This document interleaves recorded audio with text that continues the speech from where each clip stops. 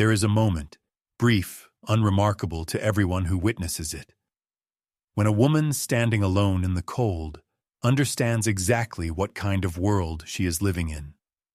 Not because someone said something cruel, not because she was insulted or humiliated or publicly dismissed, but because of something far quieter and far more devastating than any of those things. Because nobody moved. 7 gentlemen stood on those steps, 7 men with titles, with carriages, with every resource required to correct a simple and obvious wrong. They saw her. Every single one of them saw her, standing at the bottom of the stairs in a green wool coat, alone, in the kind of cold that does not apologize for itself. They looked in her direction, and they calculated, in the way that world had trained them to calculate, whether she was worth the inconvenience, and one by one, with the quiet efficiency of men who have never once been left behind anywhere, they looked away. What none of them knew, what not one of those 7 men thought to consider, was that someone else had been watching. From a window 2 floors above, in a house that bore his name on its gates, a man had seen everything they had seen and reached an entirely different conclusion. He did not go down himself. He simply sent something warm into the cold without asking for anything in return. And that single gesture, unseen, unexplained, unrewarded, was about to change both their lives in ways that neither of them had planned, and that neither of them, in the end, would want to undo. Stay with this story. Because what begins in the cold never ends where you expect. The cold that evening was not the polite kind. It came in off the river with teeth, cutting through wool and silk alike, turning breath into small white clouds that dissolved before they reached the lamplight. Verkham House stood at the top of a long stone steps, its windows blazing with the warmth of 200 candles and the noise of a society that had nowhere more important to be. Carriages had been pulling away for the better part of an hour, each one collecting its rightful passengers with the efficiency of a well-rehearsed ceremony. Names were called, doors opened, footmen appeared from nowhere and disappeared just as quickly. The system worked perfectly. For everyone it was designed to serve. Philippa Crane stood at the bottom of those steps in a forest green wool coat that had been good quality once and still remembered it. She was not panicking, she was not crying. She was simply standing very still in the kind of cold that makes stillness feel like the only dignified option. Watching the last of the carriages move away from the courtyard with the particular calm of a woman who had learned, long ago, that visible distress only made difficult situations worse. Lady Eugenia Stowe's carriage had departed 12 minutes ago, without her, whether by oversight or by the particular brand of indifference that had always defined their arrangement. Philippa could not yet say. What she could say, with absolute certainty, was that she had no way home. There were 7 gentlemen still on those steps.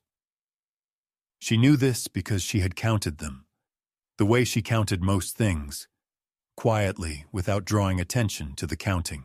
They stood in pairs and threes, adjusting gloves and exchanging the kind of light remarks that fill the space between one obligation and the next.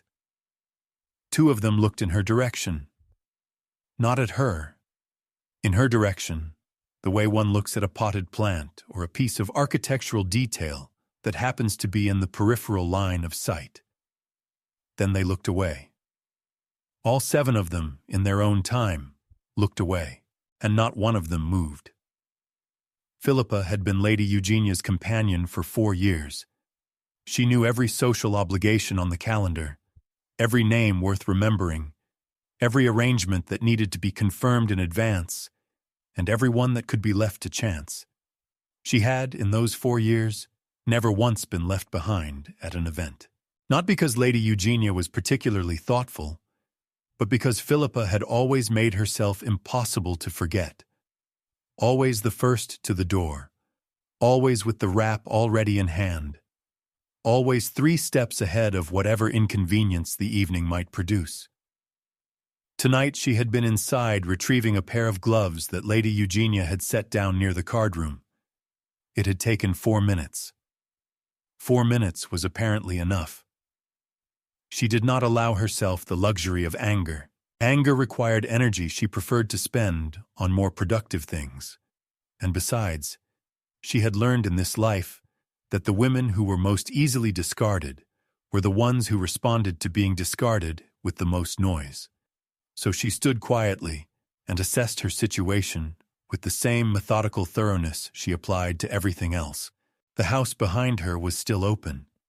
She could go back inside and ask for assistance, but that meant becoming a subject of conversation for the rest of the season. The street beyond the courtyard gates was lit well enough, but it was a considerable distance to anything resembling a cab stand, and the cold was growing less patient by the minute. Her options were neither many nor particularly elegant. What she noticed, standing there in the frost with the lamplight making long shadows across the cobblestones, was that this was not actually the worst thing that had ever happened to her. That was either a sign of admirable perspective or a rather grim commentary on the years that had preceded this evening, and she was not entirely sure which. She pulled the collar of her green coat a little higher, tucked her hands inside the opposite sleeves in a gesture that was practical rather than dramatic, and decided she would wait exactly 10 more minutes before making a decision that could not be unmade. She had no way of knowing that the decision had already been made for her, from a window 2 floors above. It came around the east side of the house, not from the main courtyard gate where the other carriages had queued, but from the private entrance used only by the household. It was not a hired vehicle. That much was immediately clear from the quality of the horses. 2 matched grays moving with the unhurried certainty of animals that had never in their lives been asked to hurry for anyone else's convenience. The carriage itself was dark, lacquered wood. No family crest visible on the door. No identifying mark of any kind. The footman who stepped down from the back was in plain, dark livery, and he walked directly toward Philippa with the bearing of a man executing a precise instruction rather than improvising at the edge of a social situation. He stopped 2 feet in front of her and addressed her by name. Not Miss, with a vague gesture toward the steps. Her name. Miss Philippa Crane. He said it with the neutral precision of someone reading from a list, then informed her that a conveyance had been arranged for her return journey and that it was prepared to depart at her convenience. He did not explain who had arranged it. He did not offer any information beyond the practical. When she asked, and she did ask immediately, because she was not the kind of woman who stepped into unmarked carriages without understanding the nature of the arrangement, he simply said that his instructions were to ensure she arrived safely, and that further questions would need to be addressed to his employer directly. Philippa stood very still for a moment, looking at the carriage, and then back at the house, and then at the footman, who waited with the infinite patience of someone who had been told, in some form or another, that she might not accept immediately. The gentlemen on the steps were watching now. She could feel it. The particular quality of attention that a scene generates in people who had, just moments ago, been looking in every direction except hers. She considered her options one final time. Then she straightened the collar of her green coat, thanked the footman with a composure she had not entirely earned in that moment, and stepped inside. Lord Roland Ashby, Duke of Vercombe, had not intended to be at his own window at that particular moment. He had been crossing the upper corridor to reach the library, as he did most evenings when social obligations had finally exhausted their claim on his time. And something in the quality of the light outside, the particular stillness of the courtyard after the last carriages had gone, had made him pause. He was not a man who paused without reason, and he could not have explained the reason then. He had simply stopped and looked down. What he saw was a woman in a green coat standing at the bottom of his front steps, with the composure of someone who had decided that the cold was not going to win. He watched the footman pass her. He watched the remaining gentlemen on the steps engage in the deliberate theatrical performance of not noticing something they had very clearly noticed. He watched her tuck her hands inside her sleeves and tilt her chin up by approximately half an inch. Not in defiance exactly, but in the specific way of a person who refuses to let their circumstances show on their face. He had been around enough performance in his life to recognize the real thing, and what he was watching was not performance. It was something considerably more interesting. He had sent for his footman before he had fully decided to do it, which was unusual for a man who made decisions with the deliberate precision of someone who understood exactly what each one cost. He had not gone down himself. That would have created a scene of an entirely different kind, and whatever this situation was, it did not require a scene. It required a carriage and a reliable footman, and the understanding that some gestures are most powerful when they arrive without a face attached. He had returned to his intended path toward the library, but he had not, for the remainder of that evening, been able to concentrate on a single page.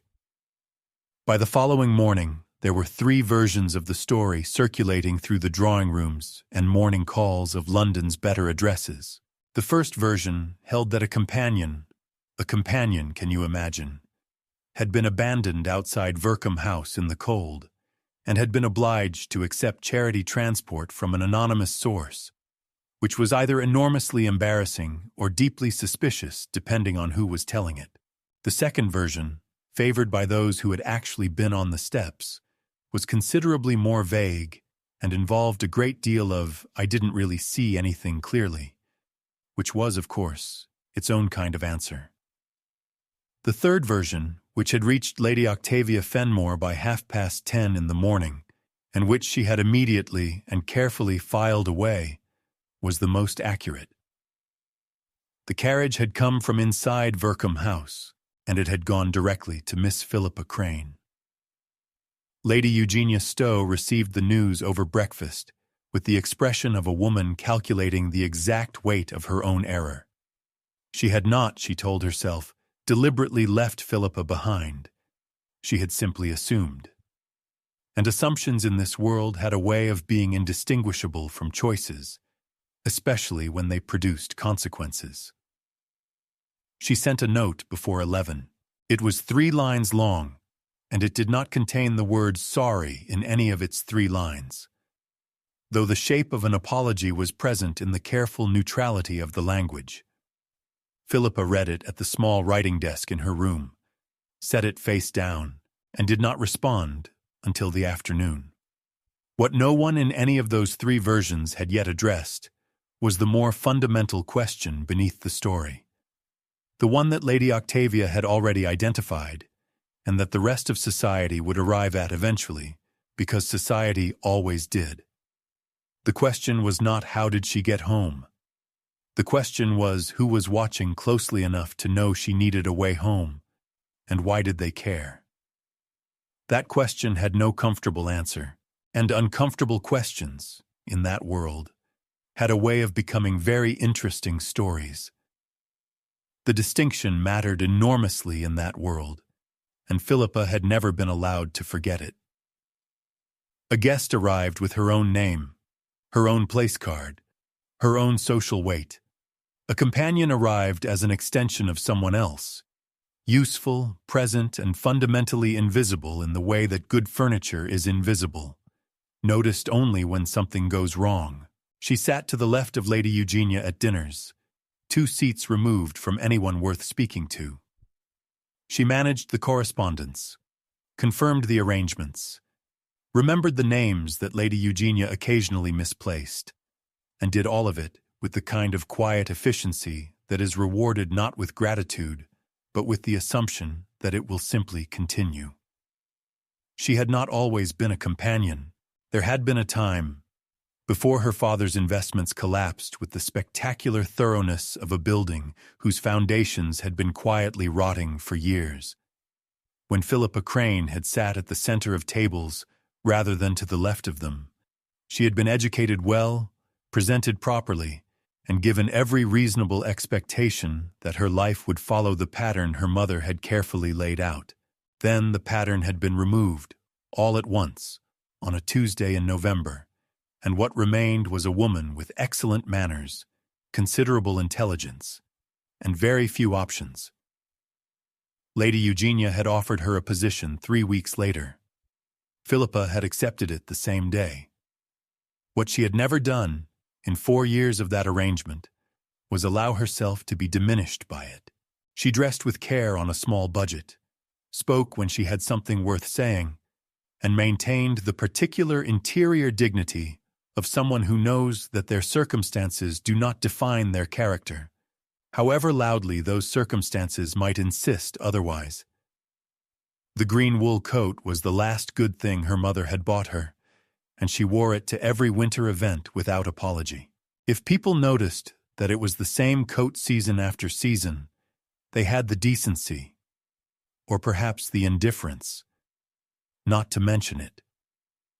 And if the Duke of Vercombe had noticed it from a second-floor window, he had noticed it for reasons she had not yet begun to understand.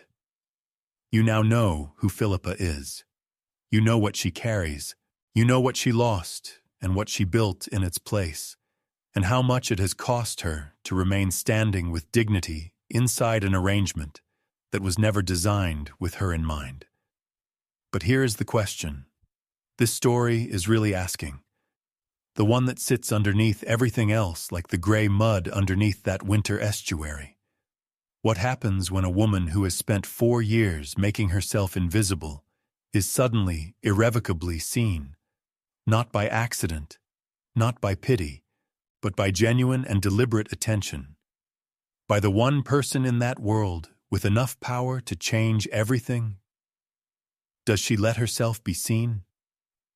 Or does a woman who has survived this long by remaining unnoticed know, somewhere in the careful architecture of her self-possession, that being noticed is the most dangerous thing that can happen to her? The answer is coming, and it will not arrive the way you expect. Roland had asked Theodore Payne about her the following day. Not directly. Roland did not do anything directly when an oblique approach was available and equally efficient, but in the particular way of a man who frames a question as a casual observation and waits to see what it dislodges. He had mentioned, in the middle of a conversation about an entirely unrelated legal matter, that he had noticed an unusual situation outside his house the previous evening. A woman left behind, green coat, composed. He had described her in 4 words and then waited. Theodore Payne, who had known Roland long enough to understand the difference between casual observations and deliberate ones, had been quiet for a moment before answering. He knew Philippa Crane. Not well, but enough. They had been introduced at a charity function the previous spring, and he had found her to be one of the most precisely intelligent people he had spoken to in some time, which was a quality he tended to notice because it was rarer than it should have been. He told Roland what he knew, her name, her position, the broad outline of how she had come to occupy it. He kept the details that were not his to share to himself, which Roland noted and respected. What Roland did with that information was not immediately visible. He returned to the legal matter, concluded their meeting with his usual efficiency, and said nothing further on the subject of Philippa Crane for the remainder of that conversation. But Theodore, gathering his papers to leave, observed that Roland had written her name on the edge of the page in front of him, not underlined, not circled, simply written in the careful, deliberate hand of a man making a note of something he intends to return to. Roland noticed Theodore noticing, said nothing, and turned the page face down. Theodore walked out into the cold morning and found himself, for reasons he could not entirely articulate, hoping that whatever came next would be handled with more care than most things in that world usually were. It happened 4 days later, at the Aldermore Gallery opening, a cultural event that Lady Eugenia had decided to attend primarily because 3 people she wished to impress had already confirmed their attendance, and Philippa had confirmed the arrangement, secured the invitation, and selected an appropriate time of arrival without being asked. She was standing near a painting of a winter estuary, gray water, gray sky, a single boat pulled up on gray mud, when she became aware that someone had stopped beside her. Not the restless stopping of a person moving through a room, the deliberate stopping of someone who had chosen that exact location with intention. She did not look immediately. She had learned that the quality of a person's stillness told you more about them than their face did, and the stillness beside her was the kind that did not require acknowledgement to feel confident in itself. When she did turn, she found a man of perhaps 38, dark coat, no decorative excess of any kind, watching the painting with what appeared to be genuine attention rather than performed appreciation. He was taller than she had expected, though she could not have said what she had expected, since she had no reason to have expected anything at all. She had never seen him before, or so she believed, for approximately 15 more seconds.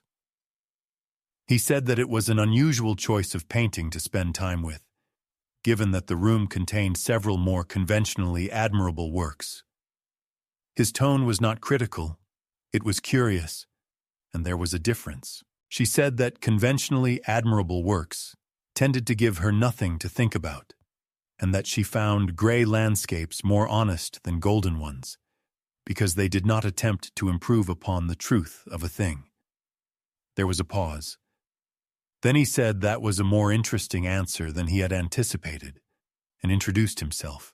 And Philippa, who prided herself on knowing every significant name in London society, heard Roland Ashby, Duke of Vercombe, and understood, with a composure she was quietly proud of, exactly whose carriage she had stepped into 4 nights ago. Lady Octavia Fenmore had not arrived at the gallery to look at paintings. She had arrived because Roland Ashby was expected to attend, and because there were very few social spaces in London where a woman in her position could engineer a natural encounter with a duke without it appearing engineered. She had been working toward Roland with the patient precision of someone who understood that the most powerful men were not captured by pursuit, but by strategic proximity, by being repeatedly and elegantly, simply present. It had been going well, or it had been going well, until she crossed the east room of the gallery and saw him standing beside a woman in a green wool coat, speaking with the focused attention of a man who had temporarily forgotten there was anyone else in the building. She recognized Philippa Crane. Not because they moved in the same circles, they emphatically did not, but because Octavia made it her business to recognize anyone who occupied the same spaces as the people she was interested in. She had catalogued Philippa months ago as a companion, which in social terms meant background, furniture, irrelevant. What she was watching now did not look like irrelevance. What she was watching looked like a conversation between 2 people who had each found the other unexpectedly worth their complete attention.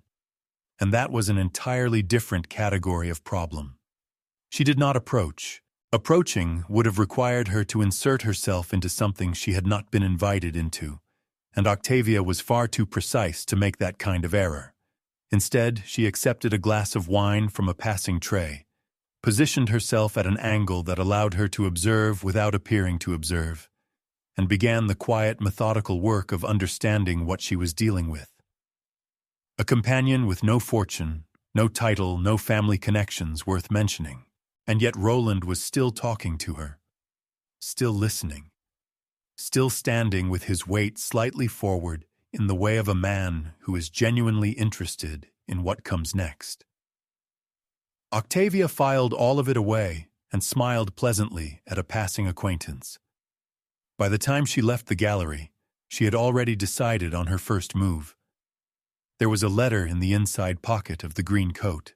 There had been a letter in that pocket for 11 months, and Philippa had not removed it, because removing it would have required deciding what to do with it, and she had not yet arrived at a decision she could live with.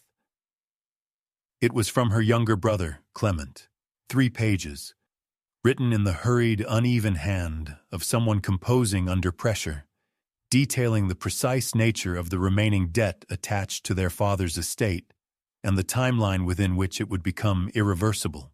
He had not asked her for money. He was too proud for that, and she had too little for it to matter.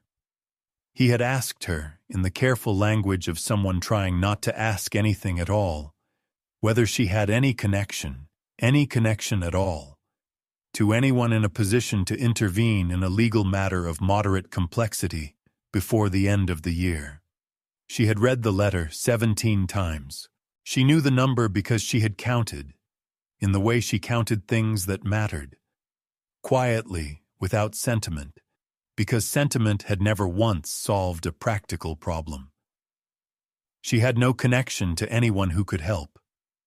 That had been true when she received the letter, and it remained true now, despite 4 years of proximity to Lady Eugenia's social world, because proximity and belonging were entirely different things, and she had always understood which one she had. The people in those rooms were not her people. They were the backdrop of her employment. She had been careful, in all that time, not to confuse the two. What she had not accounted for, what she was beginning, with a caution that bordered on suspicion, to account for now, was the possibility that the landscape might be shifting beneath her in ways she had not caused and could not entirely predict.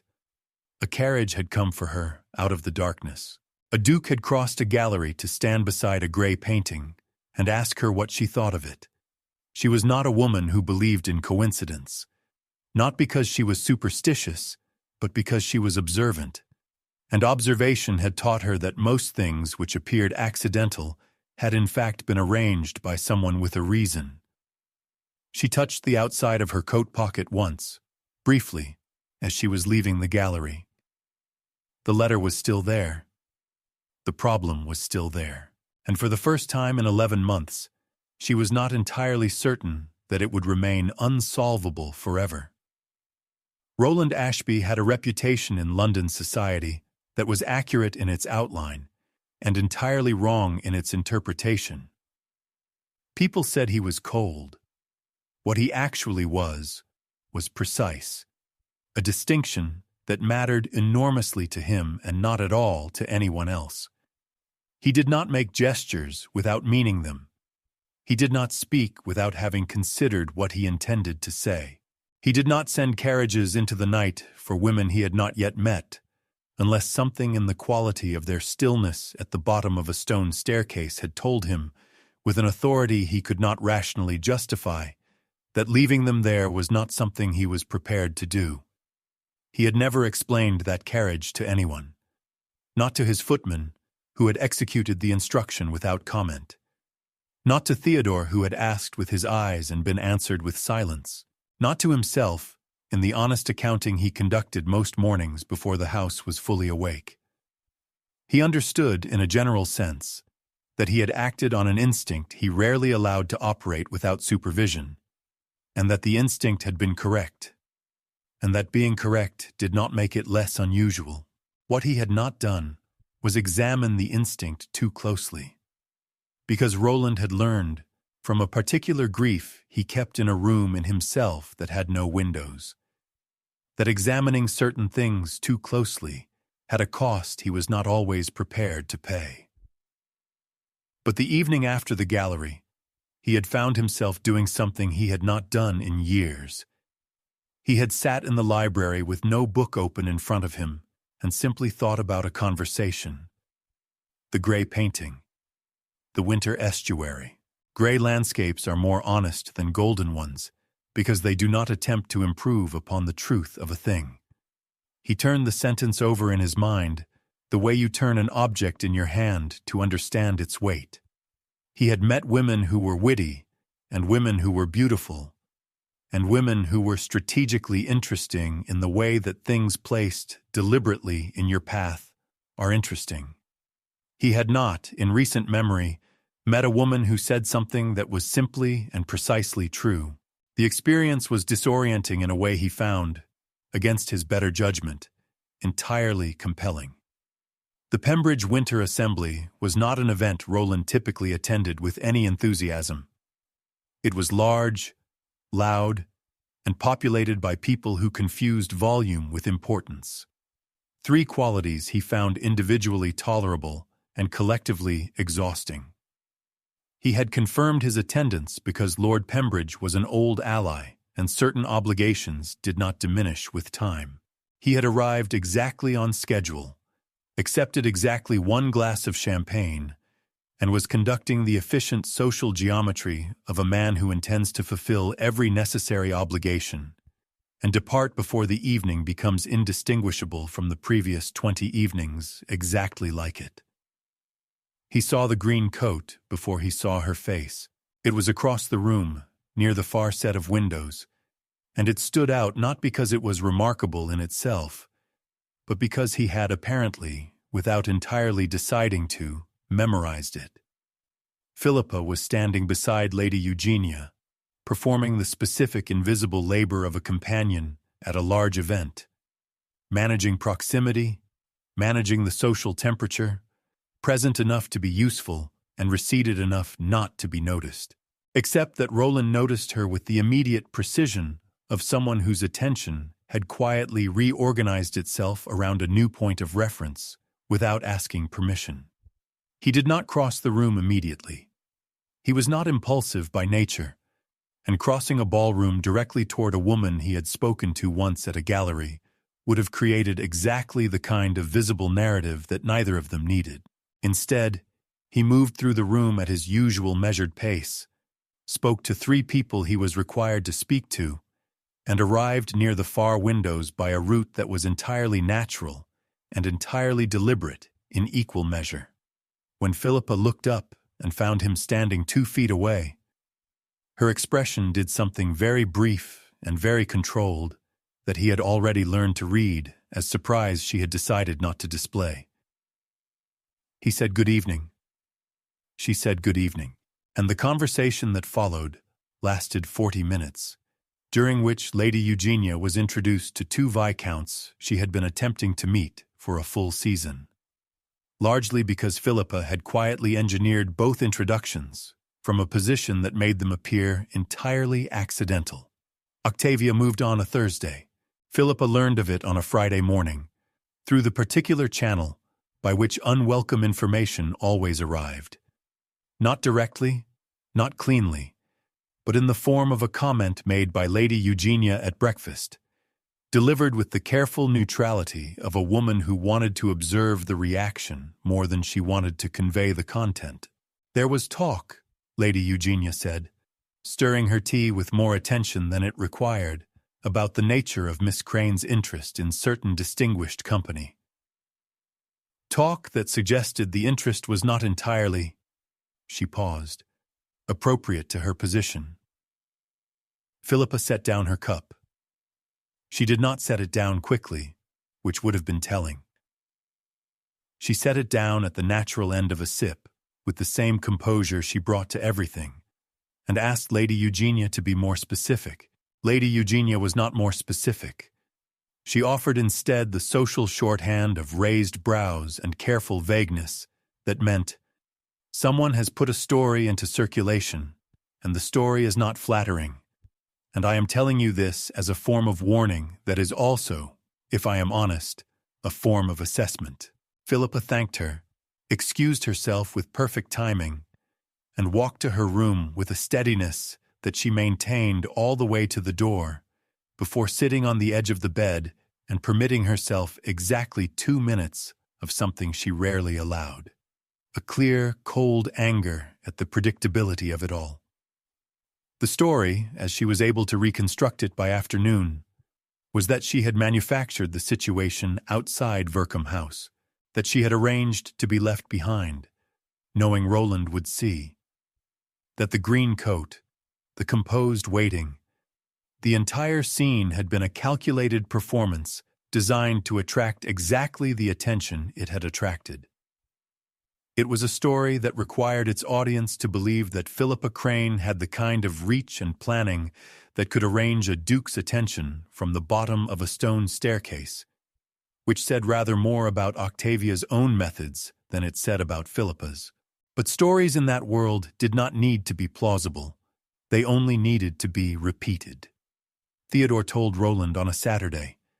Not because he had been asked, Roland had not asked, but because Theodore had heard the story from 2 separate sources in 48 hours, and had determined that Roland should know before it reached a 3rd iteration, and acquired the permanence that 3rd iterations tend to acquire. He laid it out plainly, because plain was the only way he knew how to lay anything out, and watched Roland's face while he did it. Roland's face did very little. This was not unusual. What was unusual was the quality of the stillness, not the settled stillness of a man receiving information that does not concern him, but the very particular stillness of a man containing a response that is considerably larger than the space he is currently in. Theodore finished speaking and waited. Roland was quiet for a moment, that lasted slightly longer than comfortable, then said that he intended to speak to Philippa directly. Theodore said, carefully, that speaking to her directly might confirm the story rather than refute it, depending on who was watching and how it was framed. Roland said he understood that. He went anyway. He found her the following afternoon at a charitable lecture she had mentioned attending, at an institution for working women's education on the east side of the city. Not a location frequented by anyone likely to generate gossip in the relevant circles, which he suspected was precisely why she had agreed to be found there. He told her, without introduction or preamble, what was being said and by whom, and informed her that he was prepared to address it directly and publicly if she wished. Philippa listened to all of it with her hands folded in her lap and her expression composed. Then she told him, with a courtesy that had iron underneath it, that she did not require him to defend her, that she had managed her own reputation for 4 years without assistance, and did not intend to stop now, that she was grateful for the information, and that she would handle it herself. Roland looked at her for a long moment. Then he nodded once, in the manner of a man who has just encountered a boundary he intends to respect, and cannot entirely prevent himself from admiring. She refused him. A duke, one of the most powerful men in London, stood in front of her and offered to use every resource available to him to protect her name, her reputation, everything that was currently being quietly dismantled by a woman in burgundy silk who had never once spoken to her directly. And Philippa Crane said no, not because she was proud, not because she was foolish, but because she had learned, in the hardest school available, that accepting protection from someone who has power over you is never entirely free. That gratitude has a shape, that owing something to someone changes the geometry of every conversation that comes after. She had refused because she needed to know, needed to be certain before she allowed herself to feel anything she could not take back. Whether what Roland Ashby felt for her was genuine, or whether she was simply a problem that a precise and generous man had decided to solve. What she did not yet know was that Roland had already asked himself the same question, and that his answer had arrived, quietly and completely. The afternoon he watched her kneel on a wet pavement in a green wool coat to gather someone else's scattered pages. The only thing left now was for both of them to be honest enough to say it out loud. And in that world, in any world, that is always the hardest part. It was not one moment in truth. It was a series of them, accumulating with the quiet persistence of water finding its level. It was the gray painting answer. It was the 40 minutes at the Pembridge Assembly, during which she had said 3 things that were genuinely original and listened to his responses with the focused attention of someone who actually wanted to know what he thought, rather than what he could provide. It was the way she had refused his intervention in the matter of Octavia's story, not with the performance of independence that some women deployed to appear interesting, but with the actual, undecorated conviction of someone who had learned to rely on herself because relying on others had proven, in her experience, unreliable. But if he were forced to identify the precise moment, the one that had shifted something in him from interest to something considerably more consequential, it was a small thing. They had been leaving the charitable lecture at the same time, walking toward the street in the pale afternoon light, and a woman near the entrance had dropped a stack of papers that scattered immediately across the wet pavement in the wind. Philippa had stopped without hesitation, crouched down in her green coat with no concern whatsoever for appearances, and gathered every page with the swift, methodical efficiency of someone for whom the task was simply the task, and helping was simply what you did. She had handed them back, exchanged 3 words with the woman, and straightened up to find Roland watching her. She had looked at him with the slight directness she reserved for moments when she suspected she was being evaluated. He said nothing. There was nothing to say that would not have been less than the thing he had just observed.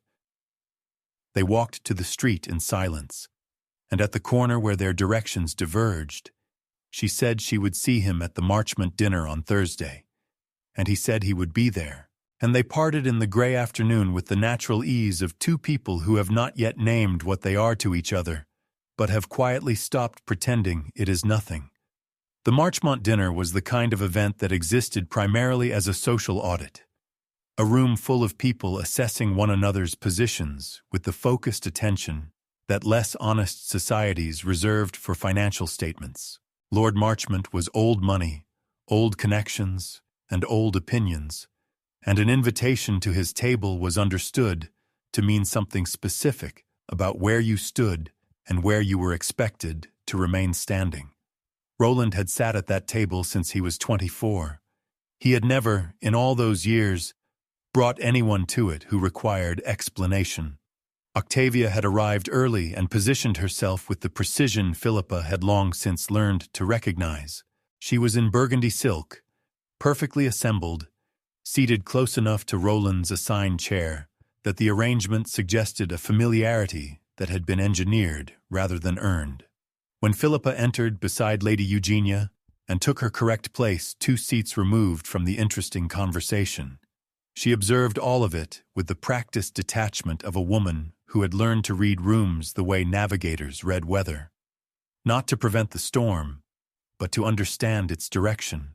What she had not anticipated was that the storm would break over dessert in the form of a comment from Lord Marchmont himself, delivered with the jovial cruelty of a man who believed his age entitled him to say whatever entered his mind. He said, gesturing with his wine-glass toward Philippa with the vague imprecision of someone who had never needed to be precise about companions, that he had heard young Vercombe had developed an interest in rather unexpected quarters. The table went quiet in the particular way of people pretending not to listen while listening with complete attention. Octavia's expression remained perfectly still. Lady Eugenia looked at her wine, and Roland, at the head of that table, in that room full of old money and older judgments, set down his own glass with the careful deliberateness of a man who has just decided something he will not be undeciding. He said, in a voice that carried to every corner of the room without being raised by a single degree, that his interests were his own, that they had always been his own, and that Miss Crane was a woman of considerable intelligence and character whose presence at any table was an improvement on the conversation already present at it. Then he picked up his glass again and drank, as though what he had just said was simply the weather. The room remained quiet for 3 full seconds. Then it did what rooms always do. It moved on, loudly and immediately, because silence in that world was more dangerous than almost anything said aloud. She found him afterward in the Marchmont Library, where he had retreated with the instinct of a man who has done something irreversible and requires a moment of quiet in which to understand what he has done. She did not knock. The door was open, and she walked in with the directness she reserved for conversations that required it. And he turned from the window when he heard her and waited with the stillness she had come to recognize as his version of attention.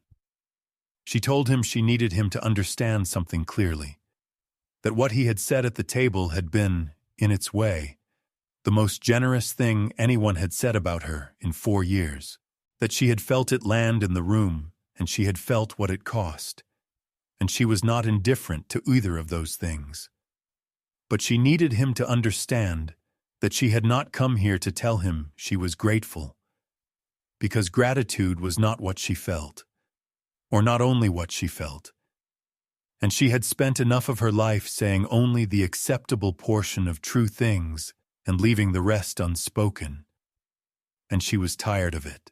He was watching her with the focused stillness of a man who has understood that something important is being said and has decided not to interrupt it under any circumstances. She said, "I am not a project. I am not a situation that arrived at the bottom of your steps and required resolution. I am not interesting because my circumstances are unusual or because I say things that are slightly more honest than the women you are accustomed to. I am a person with a full history and a present difficulty and a future I am still in the process of building. And if what you feel for me is the satisfaction of a generous man who helped someone who needed it, I would rather know that now than discover it later at considerably greater cost to myself." She stopped. The room was very quiet.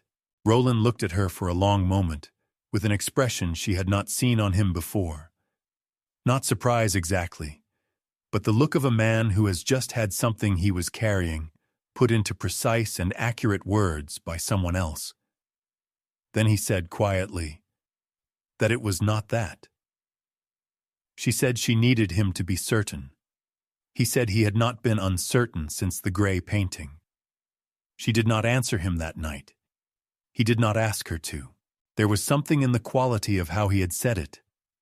"I have not been uncertain since the gray painting," that contained no demand inside it, no expectation of immediate resolution, no suggestion that her answer was required before he could determine how to proceed. He had simply said the true thing and left it in the room for her to do with as she chose. And then he had asked if she would like a glass of water, because the fire had made the library warm, and the ordinary consideration of the question had undone her slightly more than the declaration had. She spent 3 days thinking, not with the anxious circular thinking of someone who cannot find solid ground, but with the methodical clarity she applied to everything that mattered. She thought about Clement's letter in the green coat pocket, and the debt that remained, and the year-end that was approaching. She thought about it honestly, meaning she examined whether any part of her inclination toward Roland had been shaped by the problem the letter represented, and she found, with the relieved certainty of someone discovering that the ground underfoot is more solid than they feared, that it had not. She had thought of him before she knew who he was. She had refused his intervention precisely because she would not allow her circumstances to determine her choices. The letter was a separate problem. Roland was a separate truth. She was capable of holding both without letting one contaminate the other. On the 3rd day, she wrote him a note, 4 sentences.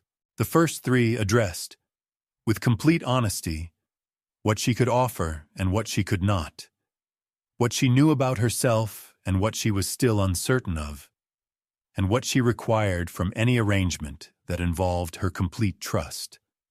The 4th sentence said that if those terms were acceptable to him, she would like very much to have another conversation about a gray painting, or any other subject he found worth his attention.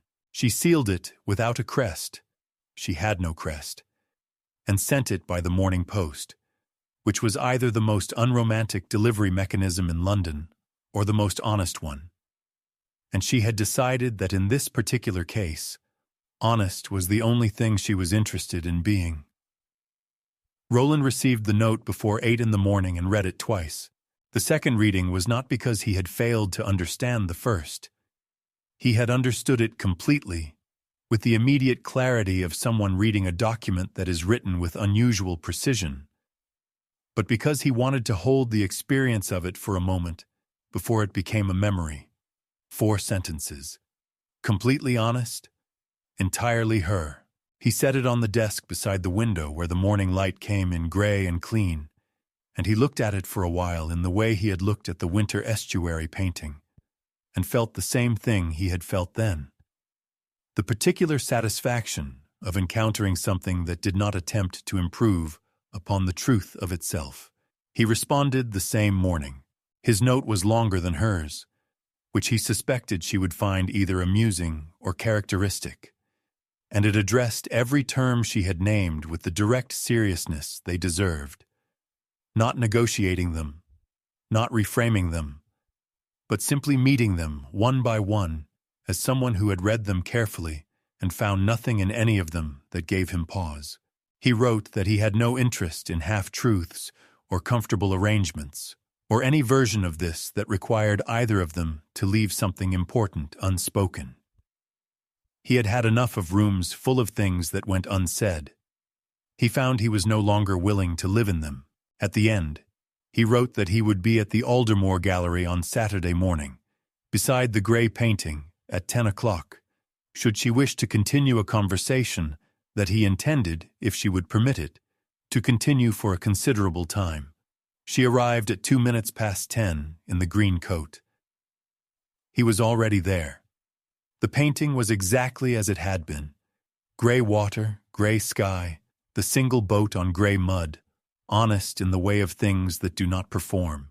They stood beside it for a moment without speaking, and then she said that she had been thinking about the boat and whether it had been left there or chosen there, and he said he thought those were sometimes the same thing, and she considered that for a moment and said that he might be right.